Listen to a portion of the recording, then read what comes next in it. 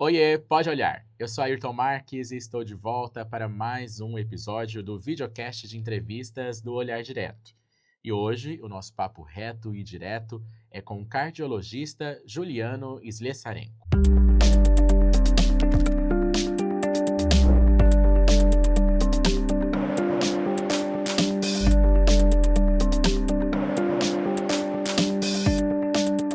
Está no ar mais uma edição do Pode Olhar. Aqui a gente recebe quem faz a diferença no cenário político, jurídico e da saúde de Mato Grosso. Nosso tema é o coração, o órgão que pulsa a vida, mas também é o que mais mata no Brasil. Nosso convidado é o cardiologista intervencionista, o Dr. Juliano Sleszarenko, responsável pelo primeiro procedimento de cardiologia intervencionista realizado no Hospital Municipal de Cuiabá, um marco histórico na saúde pública da capital. Vamos falar sobre os principais desafios cardiovasculares da atualidade, desde a estrutura pública de atendimento, passando pela influência da tecnologia, até novos inimigos silenciosos, como o estresse emocional, os alimentos ultraprocessados e o ritmo de vida frenético. E para este episódio eu conto com a ajuda do meu amigo jornalista Vinícius Mendes, que escreve para o caderno de Cidades. Vinícius, muito obrigado, seja bem-vindo. Muito obrigado, Ayrton. Um prazer estar aqui de novo. Doutor Juliano, muito obrigado por ter aceitado o convite do Pode Olhar, estar aqui para falar com os nossos espectadores sobre a trajetória do senhor e, claro, sobre um tema muito importante, que é o coração, que é essa especialidade médica também muito relevante. Muito obrigado, seja bem-vindo. Muito obrigado pelo convite. Podemos começar aí. Antes da gente começar, doutor, só mais um recado para quem está nos assistindo, é que além do YouTube, este episódio também está disponível em formato de áudio e na íntegra nas principais plataformas de podcast. É só pesquisar Pode Olhar no Spotify, no Deezer e no Apple Podcast. E bora ser um seguidor fiel do videocast aqui no YouTube, então assine o nosso canal e ative o sininho para ser notificado a cada vez que o novo episódio for disponibilizado, lembrando que isso acontece toda quinta-feira.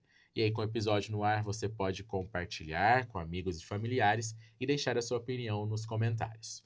E se você quer saber informações dos bastidores, ver como são feitas as nossas gravações, segue a gente nas redes sociais, em qualquer uma delas é só pesquisar @olhardiretoOficial.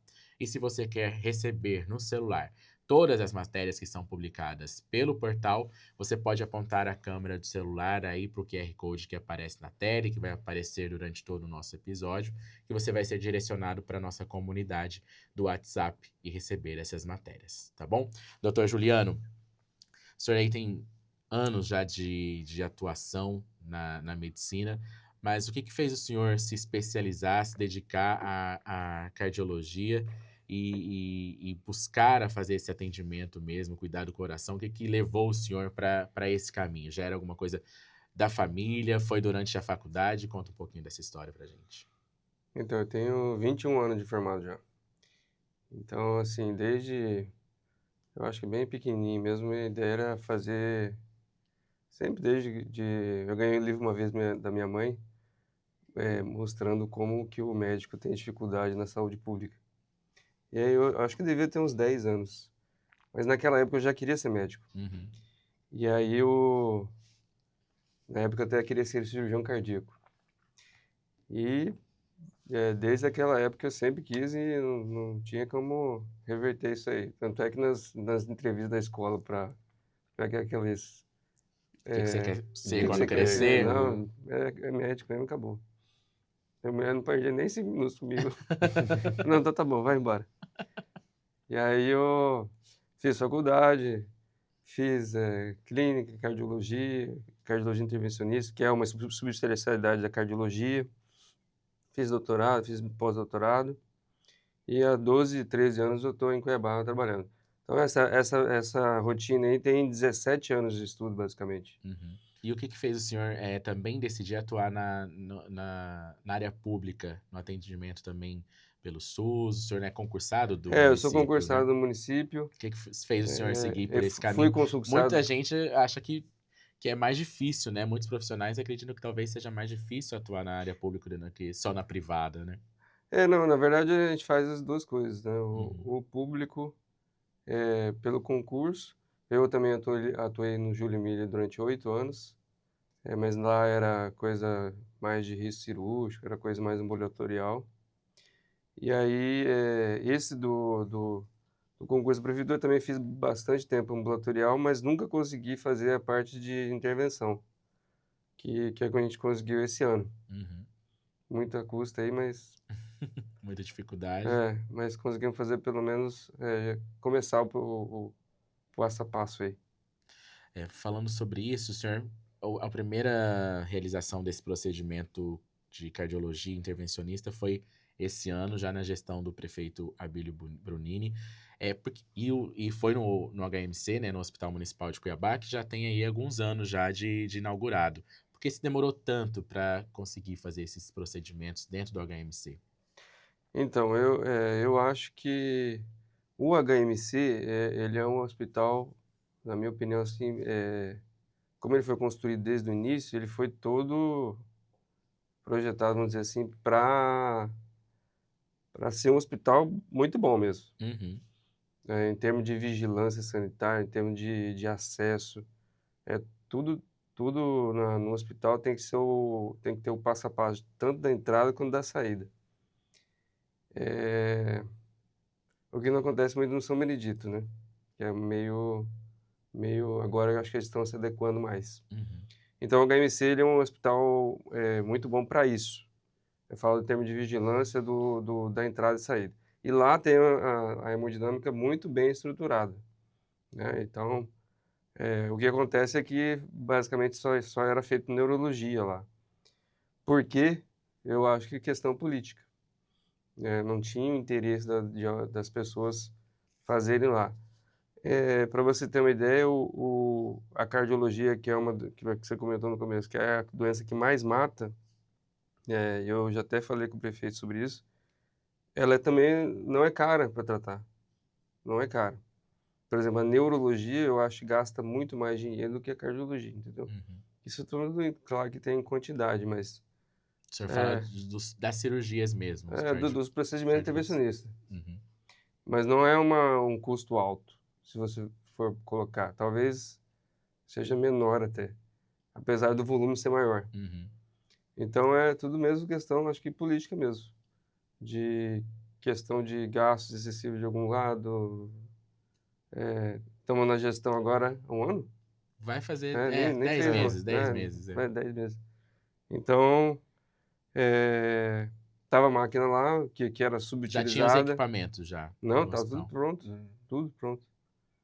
Por isso que eu falei, o Era hospital só ele é vontade todo política. perfeito para... Uhum. Era só ter Vontade. Tinha vontade. profissionais Tinha, também ué, já prontos? tinha. Era só ir lá fazer. E foi o que a gente fez. Foi lá e fez o exame. Fizemos um ontem também. E, aliás, todo dia quase tem. Uhum. Quais são os procedimentos hoje intervencionistas? Então, lá a gente está fazendo o paciente basicamente internado, né? Os internados que têm algum quadro de insuficiência cardíaca para investigar, infarto que tem que investigar, paciente que interna e às vezes descompensa, descobre que tem alguma coronariopatia. Mas a gente faz o básico hoje em dia, Uhum. ainda. Estou tentando convencer ainda de fazer uma coisa maior. E antes de iniciar esses procedimentos no HMC, como que era a questão, os pacientes que precisavam desses procedimentos intervencionistas, onde que eles faziam, como que era esse Não, processo? então, ainda fazem assim, mas vamos dizer assim, os pacientes são regulados basicamente para o hospital geral. Alguns do interior não sei como é que é feito, mas basicamente em Cuiabá e no grande Cuiabá, vamos dizer assim, Uhum. basicamente hospital geral. E agora os internados do HMC, que a gente faz lá. Basicamente é isso. Uhum. É pouco, né? Eu acho. Basicamente um serviço fazendo tudo, mas pode mais. E eu conversei com o prefeito sobre isso para tentar fazer o SOS Infarto, uma coisa ampliar mais, para ter as pessoas terem mais acesso. Quanto mais, melhor, na verdade. Então, antes não tinha, ou tipo, ele era regulado e tinha que ser transferido, custeado Isso aí, pelo isso aí, SUS. exatamente. O cara tava lá dentro do hospital que tem tudo, mas ele tem que sair de lá para fazer em outro lugar. É uma coisa meio... Não dá para entender.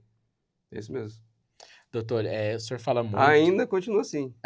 Por exemplo, se o paciente é atendido na UPA, ele é regulado o princípio para o hospital geral. Mas Que é do a estado, ideia é né? tentar também fazer no Hospital Municipal de Cuiabá. Ele tem estrutura para isso. Ele é completo mesmo. Fazer não só com os pacientes que estão internados no HMC, mas também que Isso. vão para a UPA, É. outros pacientes de outros locais, né? Doutor, o senhor fala muito sobre eficiência, humanização e tecnologia, né?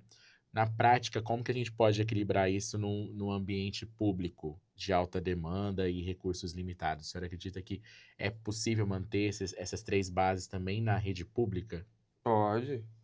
Inclusive lá no HMC tem ótimos profissionais, ótimos enfermeiros, tem anestesista. O serviço é completo. Uhum. Completo, não tem nada. É perfeito. É só fazer. Senhor- Tanto eficiência, qual que é outra aí que você falou? Eficiência, Ciência, tem humanização e tudo. tecnologia. Tem tudo.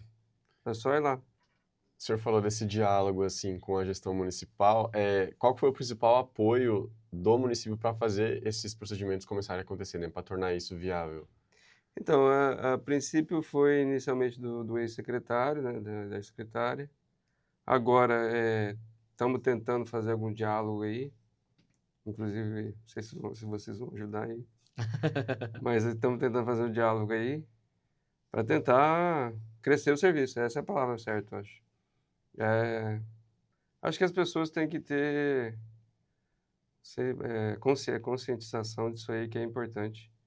E o coração, ele é pouco visto, né? As pessoas olham a parte mais estética da coisa, né? Então, assim, você vê paciente, às vezes, que tá preocupada lá com cirurgia plástica, mas ela quer o risco cirúrgico de qualquer jeito, entendeu? Uhum. Tipo assim, a pessoa pode estar infartando, Sim. uma coronária obstruída lá, mas ela não, ela tá querendo fazer Preocupada com... a parte estética. Então, essa é uma coisa que a cardiologia, ela, às vezes, dá um pouco de feedback negativo, vamos dizer assim. Uhum. Porque as pessoas se importam um pouco com a coração. E aí, talvez essa história toda aí talvez essa história toda Do da pouca, atraso. da atraso, da pouca importância da parte da cardiologia. Embora que eu acabei de falar, o custo não é tão alto. Uhum. Então, assim, é tudo questão política e da pessoa enxergar que isso é importante. Então, a antiga gestão, ela sabia desse pedido, mas aí quando trocou de gestão, teve uma aproximação, Talvez diálogo. sim, é isso aí. Sim. Pelo que o senhor fala, então, a capital tem capacidade e possibilidade de se tornar um polo regional em cardiologia pública, tendo o HMC e tendo outras unidades de saúde também. Com certeza. Pode. E aí eu já falei com o prefeito, mas a questão sempre fala do dinheiro, né? Que tem muita dívida e tal. Mas é o que eu falei, eu acho que dá para fazer bastante não precisa gastar tanto. Um pouco, né? Qual que é o maior gargalo que o senhor vê, assim, nessa questão de assistência cardiovascular pública? Tipo, estrutura física, equipe? O senhor falou que não é caro, né? Que é barato. Qual que é o principal? Eu acho que se eu puder postar aí, é interesse político mesmo. Né? Se quiser, faz. Porque, não sei, vamos botar aí um número aí, R$500 mil, acha muito dinheiro para o Pra município? saúde, Não é caro. É mais ou menos isso. Você fala para mim que me dá R$500 mil para fazer um serviço de SOS infarto, eu acho que consegue. Hoje, no HMC é trabalhado com a questão de capacidade de número de intervenções ou é mais pelo número de pacientes que estão no hospital? Basicamente internados. Não é trabalhar pelo número. Mas se tiver 30 internados lá que precisa, sim, a gente faz. É possível fazer. Não, muito mais. Só que aí tem que ter mais pessoas ajudando. O prefeito, a Abílio Brunini, ele é uma pessoa muito séria, muito responsável. Ele sabe do problema, ele quer ajudar, mas tem as dificuldades todas. A gente sabe o cenário que ele pegou a prefeitura e a isso. secretaria, né? O que nós estamos tentando é construir e espero que a gestão tenha consciência disso, que ajude mesmo a crescer o serviço. Esse já foi um bom primeiro passo, então, né? Essa parte de começar, eu acho que foi um bom primeiro passo. E Então- tomara que isso aumente. É só isso que eu peço. Uhum. Doutor, mudando então um pouco de assunto, saindo do HMC, antes da gente começar a gravar, o senhor falou da especialização que o senhor fez em inteligência artificial, né? Que é um tema que tem sido tratado em todas as áreas, não só médica, mas em todas as profissões, no dia a dia das pessoas, né? Como que a inteligência artificial pode melhorar a profissão do senhor, o atendimento que o senhor dá aos seus pacientes? O que o senhor pensa sobre essa aliança, né, entre inteligência artificial e medicina? Então, a inteligência artificial ela é muito boa para vários fatores na vida do médico quanto do paciente.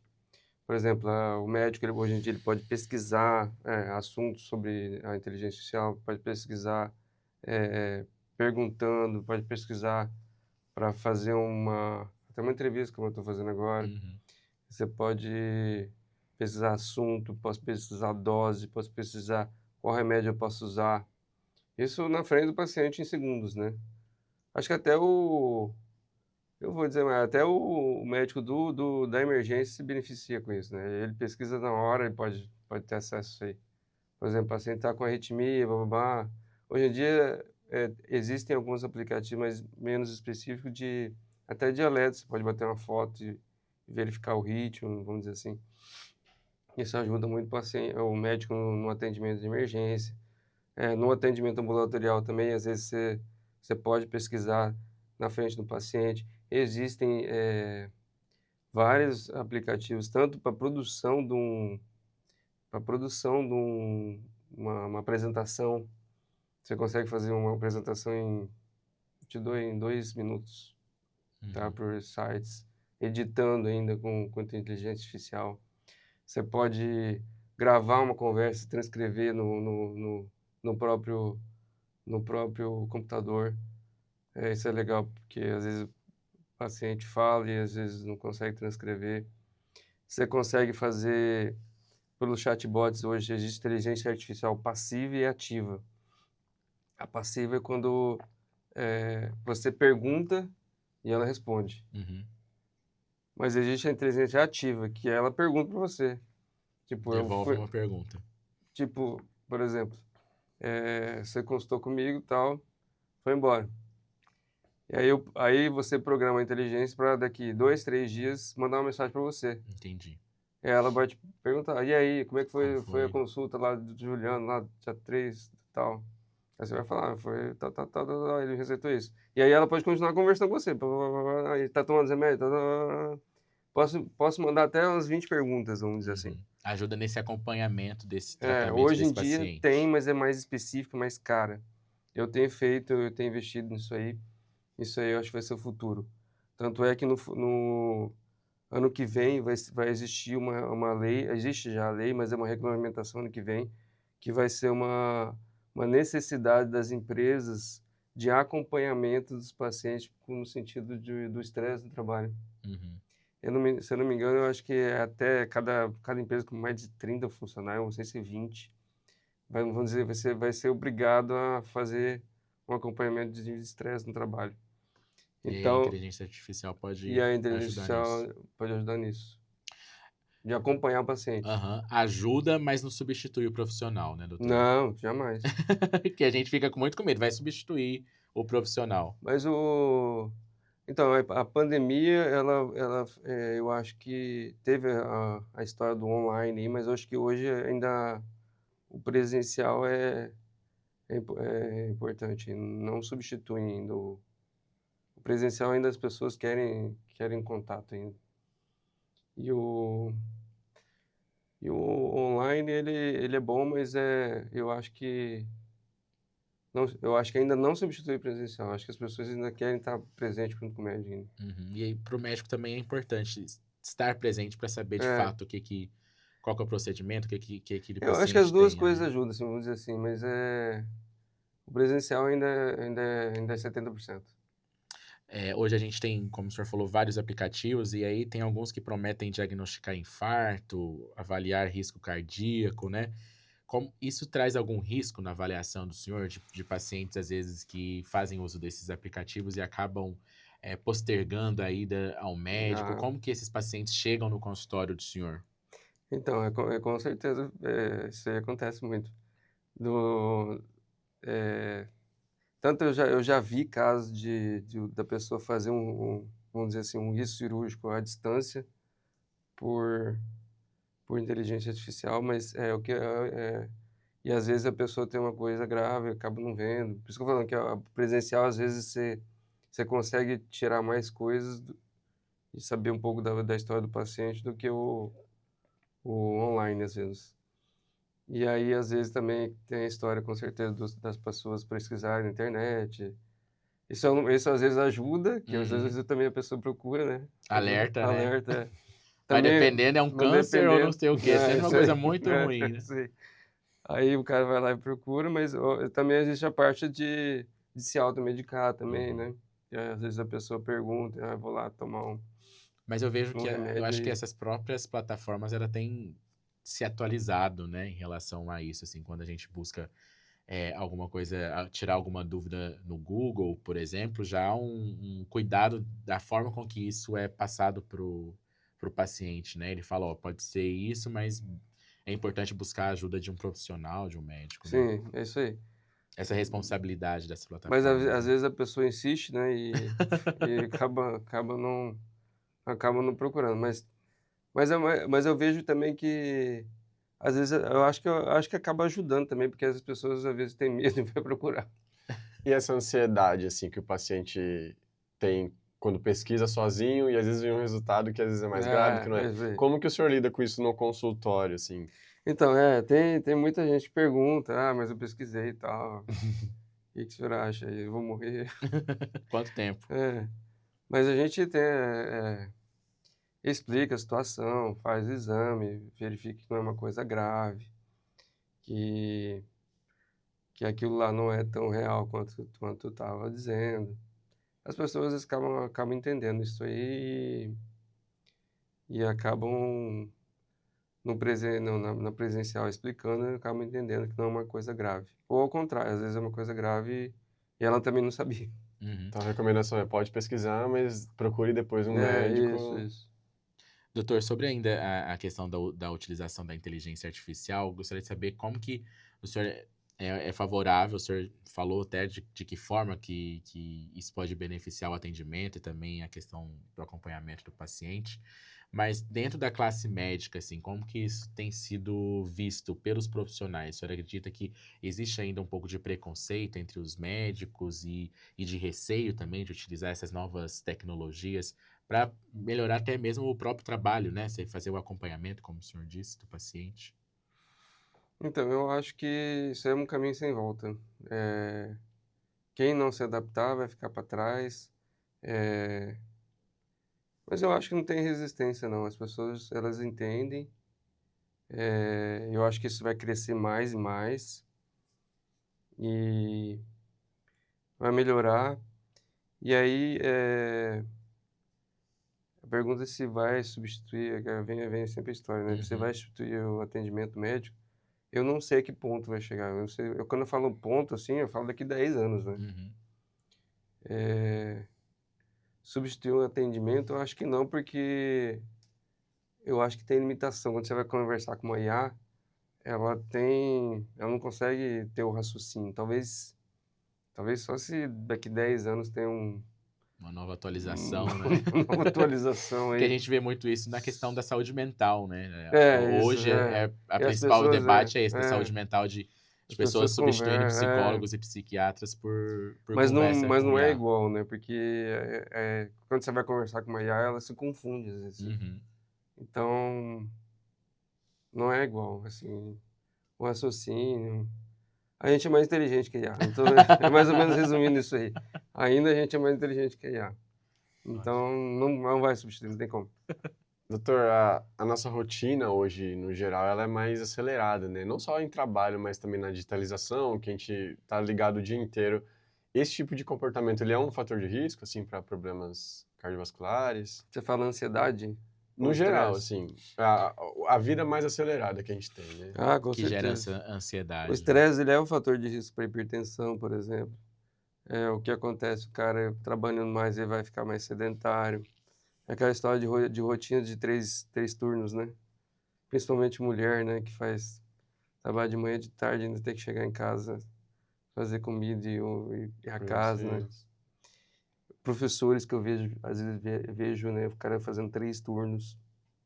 E outros profissionais também que fazem 3 turnos. Uhum. Paciente que trabalha de manhã e faz vigilante à noite. O cara chega com pressão de 20, né? O estresse é fator disso. E aí o cara vai ser mais sedentário, ele não consegue fazer atividade física, ele vai ter o peso aumentado, né? Isso é fator de risco. O cara vai comer ultraprocessado, que tem mais quantidade de sal, então ele vai ter uma dieta ruim. Então isso tudo vai piorar a saúde dele, vai ter maior risco de cardiovascular, que aí entra infarto, e tudo junto, vai piorar a saúde dele. Um exemplo de vida acelerada é do próprio prefeito Abílio, né? Que o senhor fez atendimento dele no começo do ano, após um mal-estar. Como que foi essa situação, assim? O senhor estava em Chapada também, ele estava em É, Chapada, passou mal, aí soube que o senhor estava lá, o senhor atendeu. Como que foi esse caso do prefeito Abílio?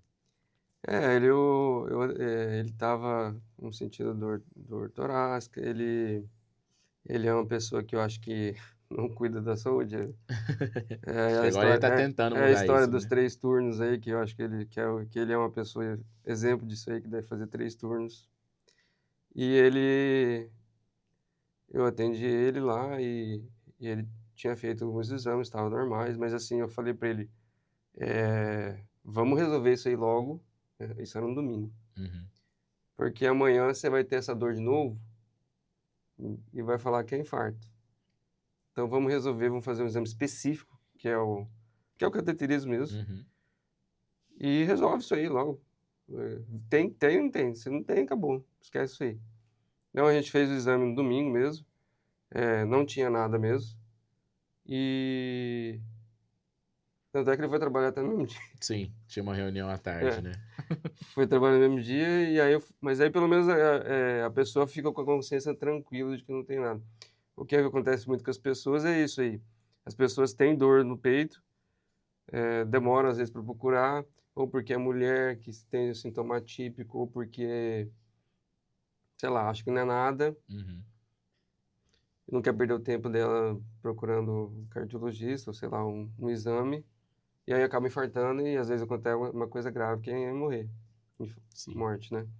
Inclusive os jovens hoje em dia, né? O prefeito é jovem. Uhum. Existe uma tendência maior atualmente de infarto em jovens, né? Isso aí depois a gente pode até discutir. Mas aí voltando, então, o prefeito tava obeso, tava hipertenso, tava estressado, continua estressado, né? Acho que daí já é da Mas aí, personalidade. mas uma parte já resolveu, que é tratar a pressão, Uhum. quer perder peso, quer fazer atividade física e fazer os exames ali que a gente fez que excluiu parte de infarto. Então essa parte do coração dele já resolveu grande parte. E é o que a gente faz no dia a dia, não só com ele, mas com as outras pessoas. Os pacientes eles precisam melhorar a qualidade de vida do estresse. Aí tem formas, né, que é o exercício físico, pode praticar yoga, pode praticar meditação. Tem que controlar peso, que aí você tem que emagrecer. Isso aí você calcula pelo IMC, é fácil Uhum. calcular. É, No caso, se a pressão está alta, no caso dele, tem que controlar, usar remédio para controlar. E é isso aí. Ele além da mudança de hábito, assim, ele fez, escolheu fazer a utilização de uma medicação, né? No caso, o Monjaro, essas canetas Fez. emagrecedoras que a gente também tem debatido muito sobre isso. Esse medicamento, ele é indicado para todos esses pacientes que têm um quadro parecido com ele ou tem que ser analisado de caso a caso? Como que é o uso desses medicamentos para essas pessoas que já mostram aí uma tendência de pressão alta, um risco cardíaco? Então, essas novas medicações, elas são recomendadas e até por sociedade de cardiologia, endocrinologia. Isso aí é uma coisa que no mundo inteiro, vamos botar nos últimos 3 anos, se aumentou muito e já estão melhorando muito, né? Existem medicações novas. Você falou do Monjaro, ele é atualmente o melhor, mais indicado, porque ele tem menos efeitos colaterais, ele é mais potente com relação à perda de peso. Com relação às indicações, as indicações basicamente é pacientes obesos. Existe indicação hoje em dia para pacientes sobrepeso já. Existe indicação para várias coisas. Esses estudos mostrando que diminui o alcoolismo, diminui o tabagismo, ajuda. Melhora no diabetes. Ele inicialmente foi testado para melhora do diabetes, mas se viu que ele perdia peso. Então ele é um inibidor da GLP, ele ajuda, ele ativa a GLP-1 e ajuda também na parte da GIP, que é ele sensibiliza a insulina, diminui o glucagon, no sentido de melhorar a diminuição, a melhor sensibilidade da glicose e melhora o peso. Então, se você controla o peso, você vai diminuir pressão, você vai melhorar sono, você vai melhorar o seu estado geral, até para o sedentarismo. Uhum. Mas esse emagrecimento rápido que a gente vê com quem utiliza, e também de outras formas, né? Quando há um emagrecimento muito rápido, isso pode trazer algum risco para o coração também, quando esse emagrecimento acontece de forma muito rápida? Não é que é rápido, assim, é que tem pessoas que, assim, quando a gente faz o tratamento de obesidade, existem pessoas que se comprometem mais, aí tem a história também de emagrecer mais rápido. Uhum. Mas tem pessoas que também não se comprometem e também não, ou tem a história também do resistente, vamos dizer assim, que precisa de uma dose maior. Tem pessoas que o remédio ele ajuda, assim, a ideia do remédio é diminuir quantidade de comida, entendeu? Então imagina você comendo hoje 50% menos. Então essa é a ideia do remédio. Diminuir quantidade de comida e você vai emagrecer. Mas tem pessoas que, vamos dizer, burlam a dieta, não fazem atividade física. Para manter o peso, dieta e atividade física. É como se fosse um elástico, vamos dizer assim. O remédio ele vai diminuir a quantidade de comida, aí você vai emagrecer. E aí o elástico vai baixando. Mas o elástico tem tendência a voltar. Uhum. Mas para você manter o elástico lá embaixo, você vai ter que ter disciplina, dieta e atividade física. É porque tem essa questão do você emagrece e depois o que você faz com isso e acaba Exatamente. voltando a engordar. E aí Mas, causa mais problemas mesmo, né? mas é por pra isso que saúde. entra a história da dieta e atividade física. Para manter o peso, você tem que estar focado na dieta e atividade física. O remédio, eu costumo dizer que o remédio ele te reeduca também. Porque a gente come muito. Então, a partir do momento que você vai ver que também que você come menos, às vezes a ideia também é você se reeducar e dizer, ó, eu não preciso de tanta comida. Então, daqui 6 meses que eu melhorar o peso, vamos manter essa quantidade aqui, tá bom. Uhum.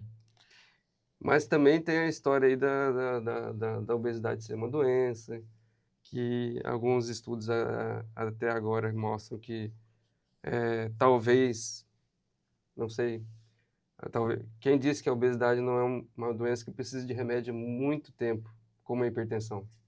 Talvez é uma fase inicial isso aí, 2, De 3 anos. discussão também, né? Mas talvez precise de muito tempo. E tem estudos que mostram que você diminuir o remédio ele é utilizado uma vez por semana, em aumentos progressivos de dose, até atingir o peso e aí o desmame. O tratamento de obesidade é de médio prazo sempre, né? De 6 meses, 1 ano. Porque você vai atingir o peso, mas a ideia é manter o peso com dieta e atividade física. Talvez seja o mais difícil, né? Que É, seja manter. Então, essa fase de manutenção, existe estudos mostrando que às vezes você espaçar a dose e usar uma vez por mês, uma vez a cada 15 dias. Existem efeitos que ajudam a pessoa a se controlar. Uhum. Então, talvez... e as drogas vão evoluir, viu?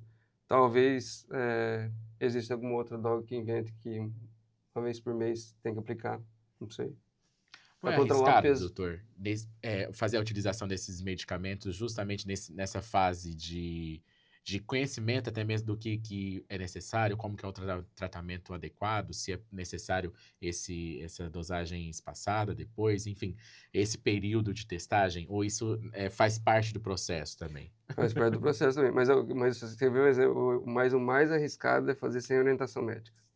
Esse que é o mais arriscado. Acho que não, se eu tiver uma orientação médica fazendo direitinho, não é arriscado, não. É muito bom o remédio. Questão profissional mesmo, que É tem que ter um muito bom, O médico acompanhamento. faz acompanhamento. Mas o remédio é muito bom. Doutor, até o senhor falou sobre a questão de pacientes jovens, né, que acabam sofrendo um infarto. A gente tem até uma teoria aí de que se for um infarto muito jovem, é fulminante. Não tem jeito. É isso mesmo? Qual que é a relação com a questão da idade, ser jovem e ter problemas cardíacos? Então, eu acho, assim, aqui eu falei, estou 20 anos formado, 13 anos atuando aqui em Cuiabá como intervencionista, e eu vou te falar, eu acho que nos últimos 3 anos ou 4, a gente tem visto paciente mais grave, mais jovem. E aí, eu acho que tem a ver com vários fatores, né? Por exemplo, aí a gente volta de novo na história, né?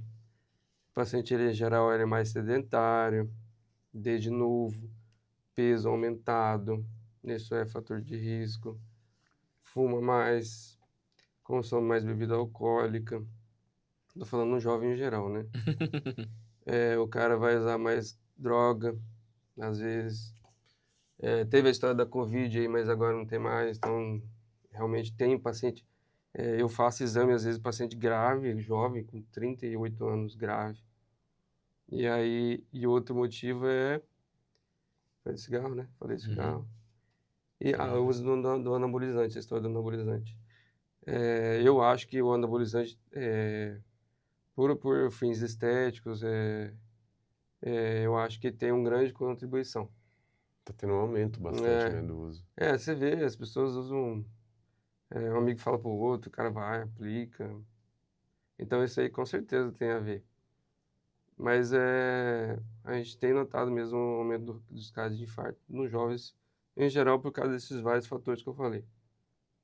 E aí a receita é fazer atividade física dentro sem uso de anabolizantes. Outra coisa que eu vejo muito em de jovem e que a gente consulta bastante é a jovem hipertensa, que o cara não usa remédio. Hipertenso que não acompanha, que não mede a pressão. E aí é fator de risco para infarto também. Que a gente acha que é coisa de velho, né? Isso, Ser exatamente. ter pressão alta é só quem tá mais velho. Aí, às vezes, a pessoa não mede, às vezes a pessoa não vai no cardiologista, às vezes a pessoa não acompanha mesmo. Ou, tipo, você dá um remédio pra pessoa, ela usa 6 meses e para, e volta 2 anos depois. Uhum. Achando, não, tomei, melhorou. Acho que Aí melhorou, nunca né? mais mediu pressão, aí só vai medir, tá 20. Mas como é que você parou o remédio? É uso contínuo, acontece isso aí.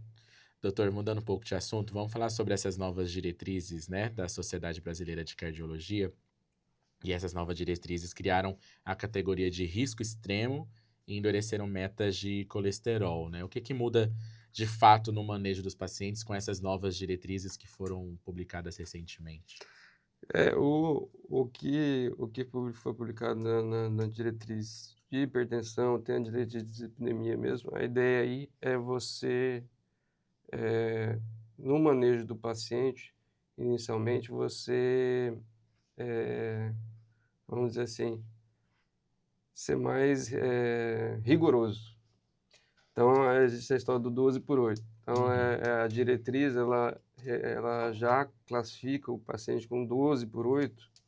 Se você constantemente está 12 por 8, 13 por 8, já é um sinal de alerta, como vamos dizer, como um pré-hipertenso. Uhum. Então, E antes essa pressão arterial era a ideal, né? 12 por 8. do ideal.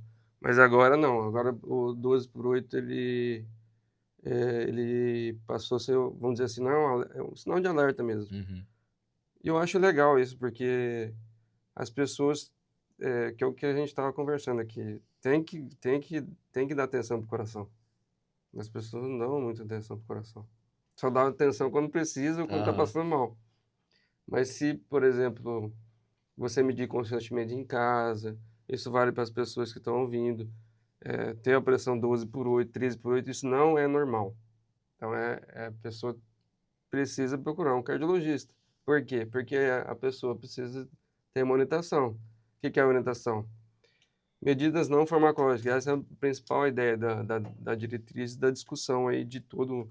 Isso não é só na brasileira, mas como na europeia, como na americana. A americana, se não me engano, é até mais restrito, eu acho. Né? E a brasileira. Então, a ideia aí é você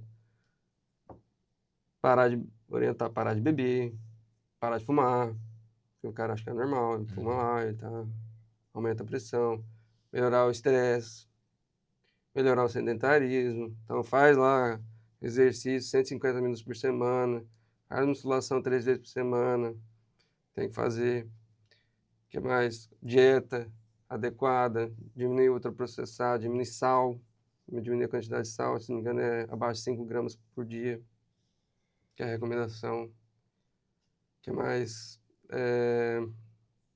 Então, a dieta é... Vocês vão voltando à dieta. A dieta é fibra e dieta do Mediterrâneo, que é o ideal, é uma grande quantidade de peixe, fibra, diminuir carboidrato, porque vai emagrecer. Outra coisa, chegou lá 12/8, também a orientação é essa, perder pelo menos 10% de peso. Então, E hoje, então, qual que é a pressão ideal? Qualquer valor abaixo de 12/8. Então, a ideia foi essa mesmo, de ser mais rigoroso no controle da pressão. E esses pacientes que é 12/8 seriam classificados como pré-hipertensos com orientação de fazer mudança de estilo de vida e reavaliar em 6 meses. Também houve a recomendação, né, doutor, de dosar a lipoproteína, pelo menos uma vez na vida. Qual que é a importância e por que é tão pouco conhecido esse exame, essa medição? É porque é o seguinte, às vezes chega o paciente lá com colesterol alto, ele não tem placa, não tem placa nas carótidas, não tem um espessamento, ele não tem, é um paciente novo, vamos dizer aí, uns 40, 30 anos, mas ele tem histórico familiar, às vezes, um paciente que, um pai e mãe que infartou, e tem um colesterol um pouco elevado. Aí você fica na dúvida, às vezes, se já começa o remédio ou se espera mais um pouco. E aí tem a história da lipoproteína A, que aí você dosa, se eu não me engano, valores acima de 50 já sugerem um risco cardiovascular elevado. Então, nesses casos, e a história de esperar ou não. Nesses casos, se tiver um colesterol elevado, já sugere-se que essa pessoa vai ter que usar remédio, além da modificação do estilo de vida.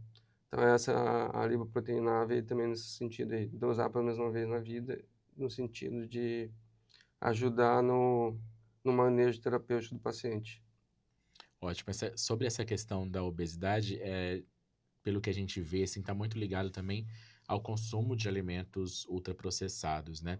Qual que é o recado que o senhor acha que é importante passar para pacientes e para quem está assistindo em relação ao consumo desses alimentos ultraprocessados que, com o passar do tempo, está se tornando cada vez mais comum, até mesmo pela rotina, pela falta de tempo, pela pressa, e até mesmo a dificuldade para ter um tempo para fazer a sua comida ali, para comer comida de verdade, como a gente costuma dizer.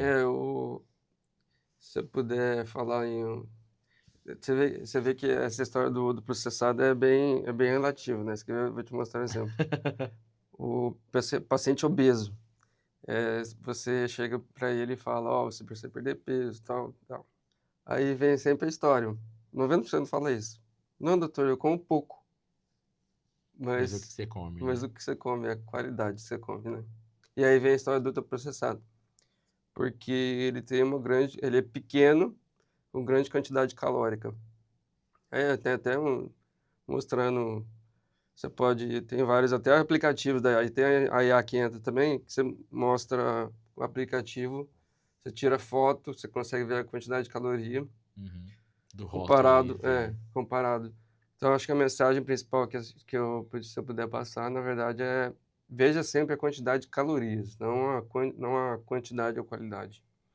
Porque, às vezes, a quantidade é pequena, mas a quantidade de caloria é alta. Que é o que acontece no ultraprocessado. Então, a pessoa, às vezes, está com pressa, mas se você for ver no rótulo, você pode ver a quantidade de calorias. Então, a quantidade de calorias vai ser alta. Então, se você puder escolher, sempre escolher a quantidade de caloria menor. E aí óbvio que você vai comer mais salada, vai comer menos carboidrato. E também que tem menos produtos, né? Porque esses alimentos ultraprocessados sempre tem produtos Tem. conservantes ali que causam riscos, né? Eles são coisas químicas, né? Se você for ler a embalagem, você vai ficar... se você for ler a embalagem lá e botar na IA lá, o cara vai câncer, não sei o Tóxico. quê, tóxico, não coma. Então, é isso aí. Não. Aí a IA vai te ajudar nessa parte aí também. Não coma, não câncer, tóxico, é isso aí. A gente vê essa questão de rotina acelerada, pouco tempo para comer e comer rápido, então, consequentemente, comendo pior. A gente vê que a nova geração que está entrando agora no mercado de trabalho, eles estão tendo um comportamento diferente com essa rotina muito acelerada, né? Você acha que isso pode ser positivo futuramente, né? De trabalhar menos, focar mais no bem-estar em vez do profissional? Eu acho que hoje em dia está acontecendo muito isso, né? Nossa geração que eu falo nova aí, que tá Muito vindo, bons. né? Minha 18. filha de 10 anos aí, que é a tendência, talvez. Mas assim, eu não vejo muita questão de. Tem pessoas que a questão de. Aí que tem o lado bom, né? Que é a história de querer se cuidar mais, ter mais tempo. Mas tem o lado ruim também, que às vezes a pessoa começa a usar anabolizante, começa a usar coisa, às vezes até suplementos sem orientação, que eu acho também é errado, né? Porque também tem um médico que cuida dessa parte, não tem um nutrologista que pode orientar. E aí as pessoas também acabam usando coisa errada também, Você fala que é uma né? população que quer cortar um caminho, né? É isso.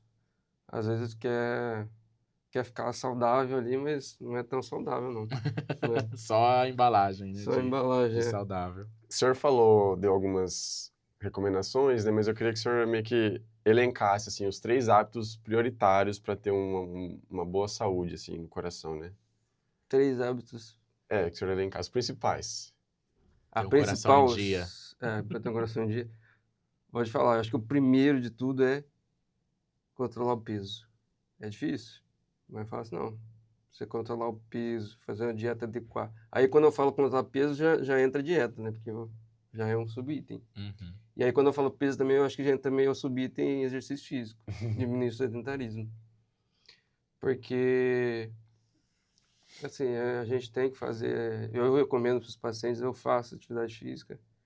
E aí vai entrar no controle do peso. Então, acho que o primeiro item seria o peso, controlar o peso. É difícil. É o que você falou, como a gente é menos sedentário, como a gente come de errado, vai acumular. Isso aí é fato. Então, você vai ter uma dieta aí, se você brincando aí, mais de 2.000 calorias. Uma pessoa que em repouso consome 1.500, 1.600, vai acumular. Então, ela vai começar a aumentar peso e aí vai vir tudo junto, né? Vai vir hipertensão, vai vir diabetes, vai vir colesterol, vai vir infarto. E as pessoas, eu acho que a primeira coisa é controlar o peso.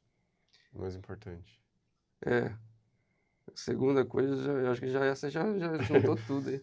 Que já engloba outras Mas hábitos, né? bom, então vou botar o segundo item, talvez, é a pressão. Eu acho que as pessoas não dão atenção para a pressão. O que eu falo? Controlar a pressão. Se essa pessoa tiver um aparelho de automático, de braço, e controlar de vez em quando em casa, isso já é um bom sinal. O que eu vejo muito é pacientes hipertensos. A gente sabe que, se eu não me engano, 50% dos pacientes que são hipertensos não sabem que são hipertensos. É uma coisa bem... E 30% daqueles que usam medicação não se controlam adequadamente a pressão. Então, é bastante coisa. Então, assim, monitore sua pressão, meça em casa. Eu, se puder, oriento sempre medir em casa. Existem vários passo a passo para medir, mas esse aí é um outro podcast aí. Mas se puder medir a pressão em casa e monitorizar e ver se está 12/8, isso é bom. Porque a pessoa não vai chegar no consultório lá com a pressão de 20 e achar que é Uhum. normal, entendeu? Então, esse aí eu acho que seria o segundo item. E o terceiro item, vamos botar o terceiro item, sabe o que eu botaria o terceiro item? Todas as pessoas deveriam procurar um cardiologista pelo menos uma vez por ano. Acho que a terceira item seria esse. Por quê? Porque aí você vê a história do colesterol, você vê a pressão da história do 12/8 aí, você vê se o paciente tem histórico familiar, e aí orienta ele, ó, você tem que fazer atividade física, pergunta se está dormindo direito, sono é importante, tanto para arritmia, quanto para controle de peso, quanto para outros fatores, pressão também. Então, consultar o cardiologista, fazer alguns exames, você faz um ultrassom para ver se o coração seu é normal, para mim é ridículo, às vezes o cara faz um eletro para ver se o coração tá no ritmo adequado, mede a pressão, faz exame, faz um teste ergométrico, você vai por exemplo, eu acho doido o cara ir na academia sem fazer um exame do coração. Ixi. É doido, é uma coisa doida. Né? Como é que o cara vai na academia sem medir a pressão, fazer um eletro? Quantos que não fazem isso? Todo Eu mundo. acho que todo mundo. Na academia. Só quando a academia exige o exame ali, né? Aliás, isso era uma boa ideia, né? Fazer uma lei para isso, né? Toda É academia uma deve boa, exigir, verdade. né? Mas aí acabam burlando, vai botar lá uma avaliação sei lá, de alguém lá. Alguém que só mede a pressão e só mede a pressão e vai lá. já libera, Tá né? bom, vaza. Mas eu acho que é loucura o cara ir na academia sem fazer um exame. Ixi. E aí vem a história, porque o cara morre, né? Porque o cara... Aí vira matéria aqui no Olhar Direto, aí né? o cara Mas ele vai, desmaia na academia. como o volume vai aumentando e o cara não vai fazendo, vai Sim. acontecer. Aí, então, notícia aí, né? O cara morrendo na academia, Aham. o cara sendo reanimado Mas lá. falando 29 nesses exames, anos. é esse da 29 esteira, anos. esse exame da esteira. Mas é coisa baixa. Então... Meu Deus do céu. Muito doido, muito puxado. Não, mas... Quando eu fiz, quase morri ali. Não, mas é um exame básico Sim, sim. que traz muita informação. Qual é o objetivo principal do teste ergométrico? Avaliar o risco de infarto. É. É uma coisa ridícula. Eu passei, mas achei que não Passou? ia Tá passar. Mas dá pra ver a sua pressão, dá pra ver o Sim. ritmo. É muita Bem informação completo, né? e é um exame barato. Né? Uma coisa muito... Por exemplo, o ultrassom, o teste ergométrico e o eletro é uma coisa básica, eu acho, que quem faz academia aí. Ótimo. Doutor, e o senhor também trabalha muito nas redes sociais, né? O senhor tem até o perfil Coração em Dia no Instagram. Como que tem, onde o senhor dá dicas, fala sobre esses cuidados necessários também, faz esses alertas de acompanhamento médico, como que tem sido o retorno que o senhor recebe dos seguidores? O senhor acredita que a utilização também das redes sociais é um fator para fazer esse alerta para as pessoas? Então, a gente tenta, né? Estamos tentando. Mas é o que eu falei para você, o coração ele é pouco visto. Mas a gente está tentando aí. Lembrado só quando... E atualmente também eu uso bastante o Dr. Juliano Schlessarenko, que é do Instagram. Mas a gente tenta lá, faz dica, pede para a pessoa se cuidar, tenta orientar. Estamos tentando aqui agora, né? Sim. Mas é isso aí. Acho que alertou até eu, que vou ter que fazer esse exame aí. Já tem um tempo que eu não vou num cardiologista. É bom aí porque a pessoa pelo menos se conscientiza, vamos dizer assim. Às vezes é coisa boba, mas é importante. Às vezes vai lá só pra ver que tá tudo certo Não, mesmo, mas ficar tranquilo. E eu costumo sempre dizer para as pessoas assim, isso aqui é o seguinte, ó, é como se o seu exame valesse por um ano, vai. Depois de um ano, eu não sei o que vai acontecer com você. Você vai estar mais gordo, você vai estar com pressão alta depois. Por isso que é interessante você voltar, renovar. Né? E aí você vai lá, ver como é que tá a sua pressão. Daqui a pouco a sua pressão tá mais alta. Daqui a pouco você tá sem dormir direito, tá mais ansioso, mais estressado. Não sei o que acontece em um ano. Um ano pode acontecer muita coisa. Pode perder 20 quilos mais gordo. Não sei, ué. Então, por isso que eu sempre oriento assim, paciente jovem, né? Paciente idoso tem que ir mais vezes. Eu sempre oriento isso. Ótimo, doutor. Infelizmente, a gente já chegou ao fim do nosso episódio. Acredito que a gente conseguiu abordar aí os principais temas, mas já fica aqui o convite para uma volta do senhor. O senhor que é um grande parceiro também do Olhar Direto, a gente está sempre conversando, alertando nossos leitores sobre os cuidados com o coração. Enfim, muito obrigado por ter passado esse tempo aqui com a gente e ter esclarecido todos esses temas. Até uma próxima. Muito obrigado pelo convite, eu agradeço. Vinícius, muito obrigado. Até uma próxima. Obrigado, Ayrton. Obrigado, doutor. Foi um ótimo papo. E você acompanha a repercussão deste episódio no nosso portal, que é o olhardireto.com.br. Segue a gente nas redes sociais, é só pesquisar @olhardiretoOficial. Eu vou ficando por aqui, volto na próxima semana com mais um papo reto e direto. Tchau, tchau.